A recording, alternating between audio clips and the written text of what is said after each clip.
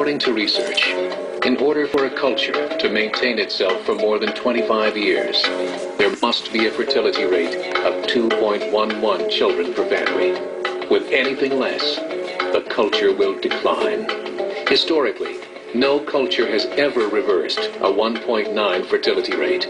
A rate of 1.3, impossible to reverse, because it would take 80 to 100 years to correct itself, and there is no economic model that can sustain a culture during that time. As the population shrinks, so does the culture.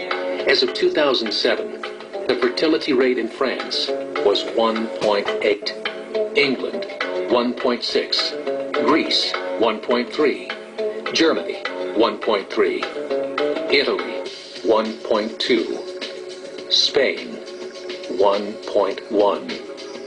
Across the entire European Union of 31 countries, the fertility is a mere 1.38. Historical research tells us these numbers are impossible to reverse.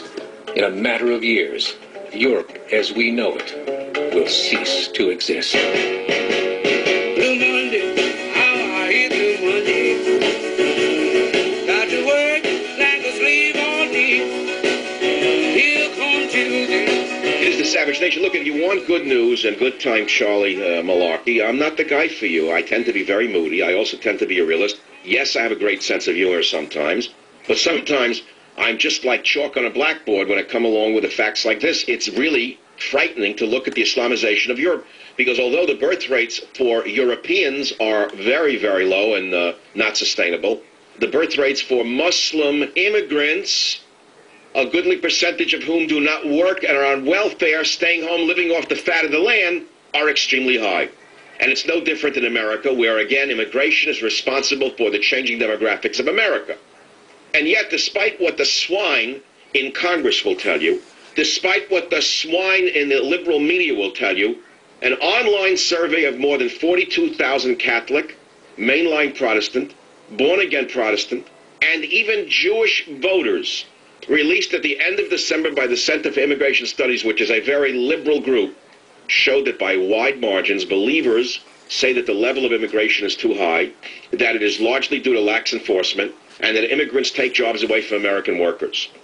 These beliefs held sway even among Jewish voters, who are among the most liberal Americans, and even for Catholics, whose leadership has been among the most active in pushing immigration reform, meaning illegal immigration, noting that the Catholic Church in the U.S. is a community of immigrants that is still growing thanks largely to immigration. In other words, the Catholics realize the church is dying, and without the Hispanics, the church would be dead completely. So for their own reasons, they want comprehensive immigration reform, which means amnesty for illegal aliens. But if you look at the 42,000 people surveyed, Catholic, mainline Protestant, born-again Protestant, and Jewish voters, the largest majority in all religions say that the level of immigration is too high. It is largely due to lax enforcement, and that immigrants take jobs away from American workers. But they're not even aware of the fact that America is a dying nation, that without immigrants, let us say, America would die altogether, because the white people are not having babies. And that's what I want to talk about. Why have Caucasians stopped having babies? That's what I really want to focus on. Why have we seen this happen in the United States of America over a period of 20 years, one generation? Because biologically, you define a generation in terms of years by 20 years. I remember my early studies in genetics. That's what it used to be defined as. A generation is 20 years, meaning every 20 years you have a new generation. So you think about that one. So who did it to us? Who stole the hearts and minds of the young 20 years ago or 25 years ago and have made European Americans virtually extinct in the coming years, the coming decades? I named four of them. Allen Ginsberg twisted the soul of American youth. Timothy Leary destroyed the mind of the American youth with LSD. William Kunstler destroyed the law in America. And Bella Abzug, an early feminist, destroyed the hearts of the women in the United States of America. This is my view of things. How we have gone in just 2 generations from one flew over the cuckoo's nest to one flew over the cuckold's nest. And the phone number here is, look, I have dark humor, which is why I posted that thing on the 2Generation deal up on michaelsavage.com. Everyone loves that one. And they're going to it in droves, downloading it, the exclusive from I Love Lucy to I Love Loosely and Obama the Destroyer. And we've been talking about nukes and all of that, light stuff today, very light Monday stuff, real light stuff.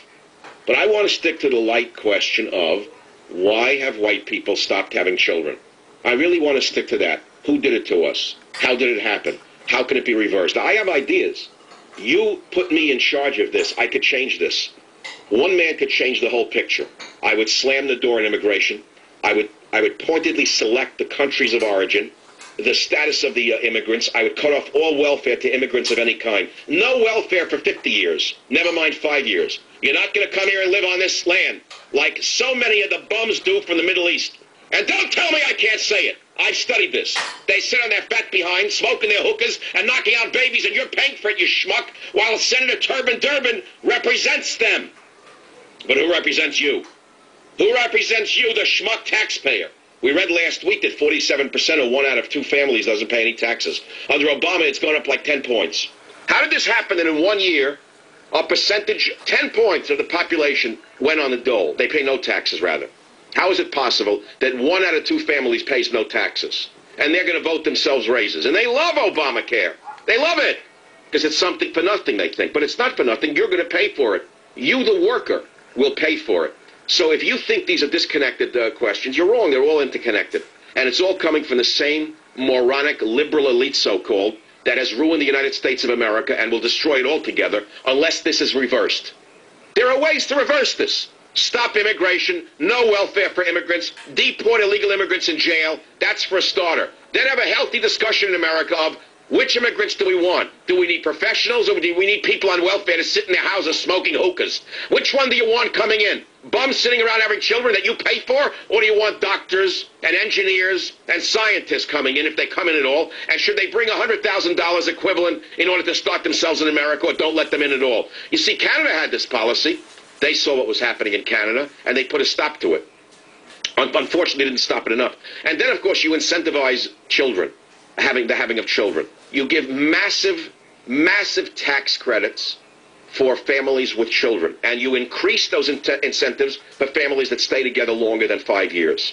At the 5th year, they actually get a payment from the government for having stayed together. In other words, there's a way to incentivize families instead of punishing families the way the government has been doing ever since the 1970s. They have punished families.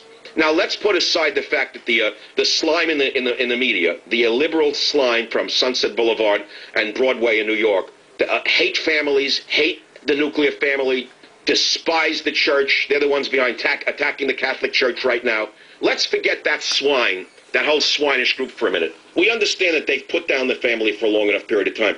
That doesn't mean that people have stopped having children. The largest number of children being born amongst Caucasian people is amongst evangelical Christians, which is why they are hated by the swine in the liberal elite. I'll go on when I come back, but I want to ask you a question.